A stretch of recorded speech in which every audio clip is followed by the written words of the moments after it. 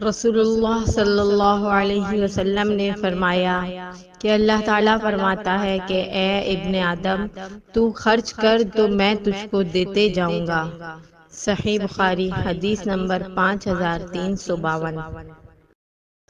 نبی کریم صلی اللہ علیہ وسلم نے فرمایا، بیواؤں اور مسکینوں کے کام آنے والا اللہ کے راستے میں جہاد کرنے والے کے برابر ہے، یا رات بھر عبادت اور دن کو روزہ رکھنے والے کے برابر ہے۔ صحیح بخاری، 5353۔